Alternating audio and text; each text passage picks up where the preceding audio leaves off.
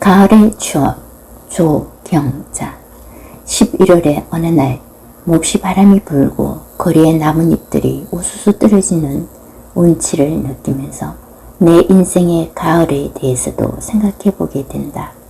매사에 조심스럽고 겸손해지며 또한 감사하게 생각되는 나의 가을이 오기 전에 꿈 많은 어린 시절도, 방황의 청소년 시절도, 종교계에 몸담아 열정을 쏟아부은 청년의 시대도, 그리고 결혼하여 아이들을 키우며 일과 가사와 육아를 함께 뛰어도 즐겁고 행복하기만 했던 철부지, 철없이 좋기만 했던 중년도 지나면서 제2의 인생을 다시금 새로 시작하는 반백년을 지나고 보니 남는 것은 그래도 순간순간 최선을 다해 열심히 살아온 자기 자신과 훌쩍 커진 보배 1호, 보배 2호에게 감사한 마음과 함께 매일매일 나에게 주어진 삶에 열심히 성실하게 살아가는 것이 참으로 귀하고 소중한 아름다운 내 가을의 인생을 맞이하는 것이라는 걸 새삼 깨닫는다. 삶과 죽음의 문턱을 넘나드는 그런 직업을 10여 년 하다 보니 무엇이라도 살아있을 때, 할 수 있을 때, 건강하고 돈이 있을 때만이 나의 인생이 아니라 여건이 안 좋고 불편하고 경제적 사정이 좋지 않고 여러 가지 애로사항이 있다손 치더라도 이 또한 나의 삶이요 귀한 소중하고 축복의 삶이라는 것도 안다. 그래서 있는 그대로의 내가 나를 사랑하고 좋아하고 격려하며 축복할 수 있다. 사람은 잘 나가고 좋은 자리에 있을 때는 바쁘게 이리저리 뛰어다니다 보니 자신을 돌보지 못할 때도 있다. 그래서 먼저 살아본 어른들은 말한다. 건강은 건강할 때 지키는 것이라고. 또 돈을 버는 것도 중요하지만 지키는 것도 능력이라고 말이다. 풍요롭고 풍성한 가을을 잘 살아야 그 풍요로움을 잘 감수하고 지켜내야 추운 겨울도 아무 걱정 없이 따뜻하게 지낼 수가 있듯이 마음의 가을과 겨울도 생각해야 한다. 지금 내가 어디까지 와 있는지, 마음이 봄인지 여름인지 가을인지 겨울인지 아니면 그 어느 중간쯤 어딘가에 있는지. 이미 지나온 수많은 가을은 추억 한 자락 남기고 다 떠나버렸다. 그 지난 가을이 풍경이 좋았다고 찾아갈 수도 없고 해서 잡지도 못하고 놓지도 못하고 어정쩡하게 엉거주춤 있을 이유가 없는 것이다.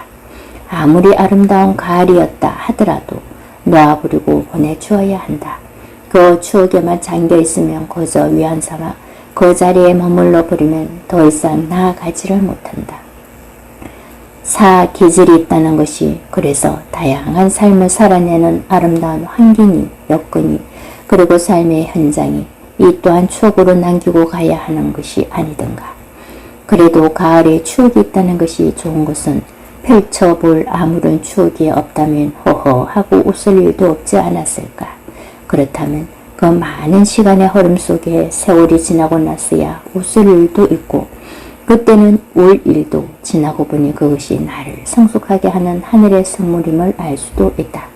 내 인생의 가을쯤에 낙엽의 색깔이 노랗게 물드는 것도 예쁘고 아름답고 붉게 연걸어가는 붉은 옷으로 갈아입는 단풍잎들이 온 동산을 붉게 물드는 아름다움도 보인다는 것이 좋다. 인생을 잘 살고 있다는 증거 아닐까. 삶은 좋은 것이다. 살아보니 살기 참 잘했다는 생각이 든다. 살아있으니 올해의 이 아름다운 가을의 자연 풍경을 마음껏 즐기며 감상할 수 있다는 현실이 행복하다. 왜 가을에는 누구나 시인이 되고 작가가 되는 걸까? 보이는 것이 낭만이고 아름다움이고 괜스레 마음이 울렁이기도 하고 설레기도 했을 거야. 괜히 가을 탄다고 외로운 고독을 즐기는 것일 거야.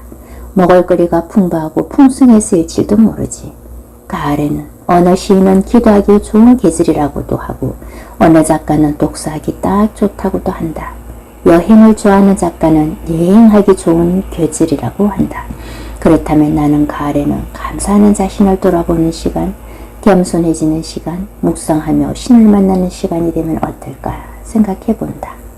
돌아가신 아버님 말씀에 음식은 맛있을 때 나는 먹고 옷은 입을 수 있을 때 좋은 곳으로 사고 혼자 있을 때나 여럿이 있을 때 늘 마음이 편안해야 한다고 하시며 그렇게 신나게 살고 가신 분 엄마가 아껴를 다룰 줄 아는 분, 일할 때는 일에 전념하시고 풍요를 즐기는 분, 멋지게 살다 가신 분, 중절모를 좋아하시고 즐겨 쓰셨던 분이 오늘따라 보고 싶다. 나도 말술을 할 땐 주로 중절모를 쓰고 한다. 그랬을까? 아버님을 닮아서인지 모르지만 나름 중절모가 참 잘 어울린다고들 주위 지인들이 말씀하신다.